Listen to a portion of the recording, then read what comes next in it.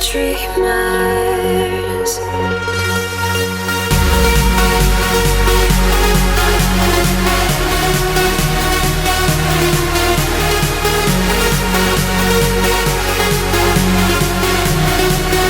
It was absolutely amazing. I had such a fantastic time. I played last year as well, but I played a lot earlier. And this year I got invited to play with Ferry Corsten on the full-on Ferry stage, and I had an hour set by myself and then 15 minutes back-to-back with Ferry, which was a huge honor for me because actually Ferry is one of the reasons I started to make music. Back in the old days I heard Goriella Goriella and System FX Hail and tracks like that, and I love them, so it was a huge honor to play with him.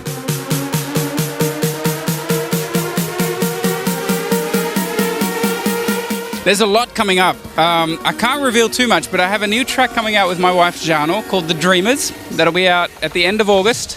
Let me do some of this 3D stuff. I heard this 3D, so I've got to do the 3D. Okay. Sorry. Okay. So I've got a track with Jano coming up called The Dreamers. End of August, I've already said that. And then there's a lot more of other productions coming up. So I'm really busy in the studio. I've been away for a month now. So I'm really excited to get back in the studio, finish all the other projects I'm working on. I actually have almost finished like 5 tracks. They're all at like 80%. So I just want to go home and finish all those tracks.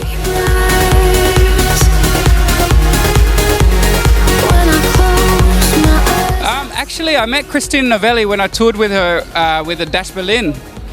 So we had a Dash Berlin tour around Australia with Christine Novelli, Jonathan Mendelsohn, and Emma Hewitt, who are all amazing singers and amazing people too. They've all become good friends. And Christina and I were sitting in the van, you know, on the way to the airport, and we decided that we would do something together. But it took actually like more than a year to actually finish that track. A lot of different versions, a lot of back and forth, and because she's got a busy touring schedule, I've got a busy touring schedule, it took a while to get it going, but I'm so happy with how it turned out.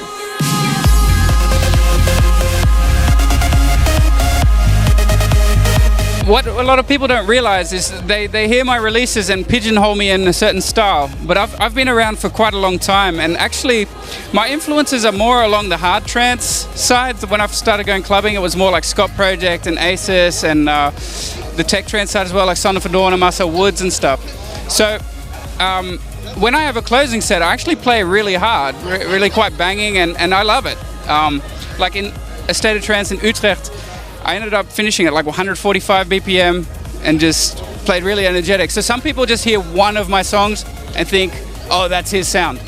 But my sound from the start of my career for the last 10 years has always been diverse. Sometimes I make something a little bit more accessible and broad with vocals, and sometimes I make something harder and more energetic.